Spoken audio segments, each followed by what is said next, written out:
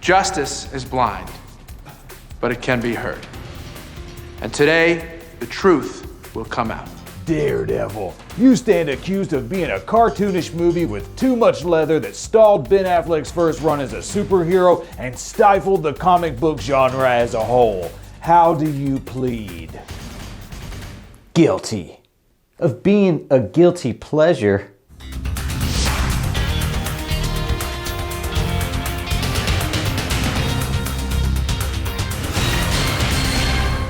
First things first, I'm not a blind lawyer, I'm just a cool one. Daredevil's one of those weird movies that I've always loved but everyone else seemed to hate, and so I was shamed into silence, but no more. I got work to do. Today we're going to break down why Daredevil's actually one of the best pre-MCU superhero films ever and a staple of early 2000s comic book adaptations. It's got leather costumes, a sequence with brain stems lighting up as Matt gets his powers, symbols made out of fire. For optimal viewing pleasure, choose the director's cut, which has 30 additional minutes that really round out the story. Sidebar, what is it about Ben Affleck's superhero movies where the director's cut are so much better than the theatrical version? You can talk all the smack you want, but there's no denying that this cast is actually fantastic. Ben Affleck is in full-on vigilante mode and shows shades of why he'd actually make a great Batman one day.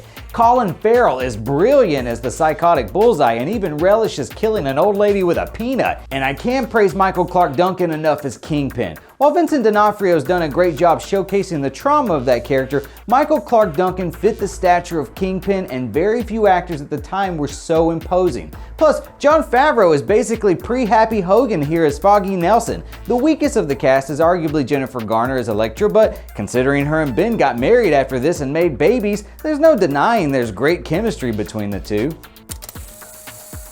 I love the Daredevil show and I think Charlie Cox is fantastic as Matt Murdock. But one gripe I do have with the Netflix show is that Charlie never feels like a superhero. Rather, he often feels like a very skilled fighter who happens to be blind. Ben Affleck's Daredevil is much more comic book accurate and feels very much like a superhero, leaping from buildings and doing things no man could do, disability aside. That's still not to say his body isn't beat to crap as a result. He's addicted to pain meds, his knees crack, he loses teeth after big fights. He even has to sleep in a float tank to get any semblance of peace and quiet. Not to mention, Matt's radar sense in this movie is like 1,000 times cooler than how Netflix presented it.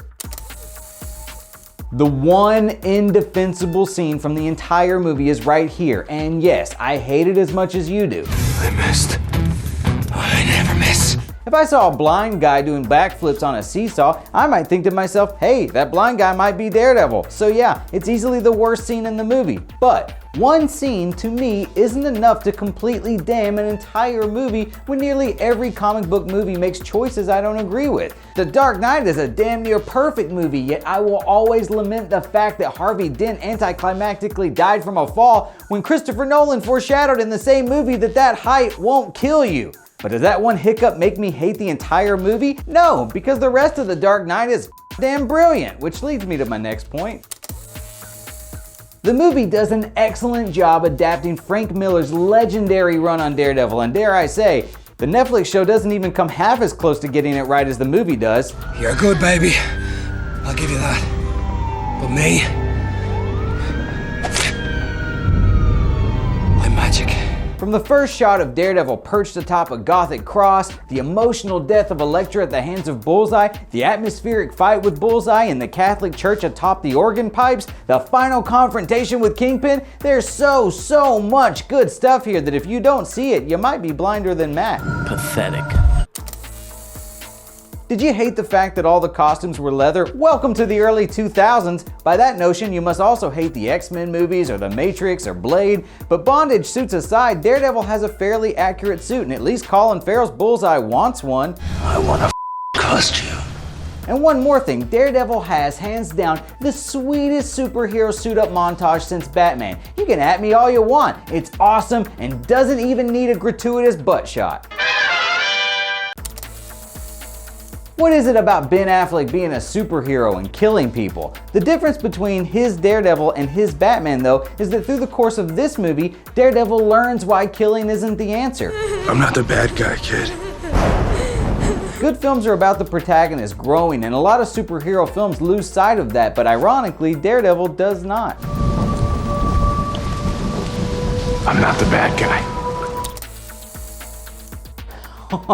Are you kidding me? The soundtrack is full of Seether and Evanescence and feels like it was ripped right out of the WWF Attitude Era. Elektra's training scene to bring me to life is moody and powerful and just kicks all kinds of ass.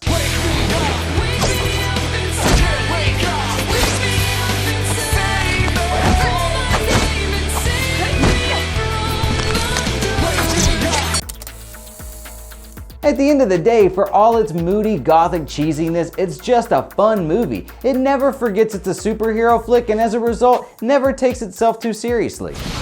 Time to give the devil his due. So give Daredevil another go. Tweet me at Chris Killian or follow me on Instagram at CK Comedy and tell me if your feelings have changed at all, and I'll see you next time.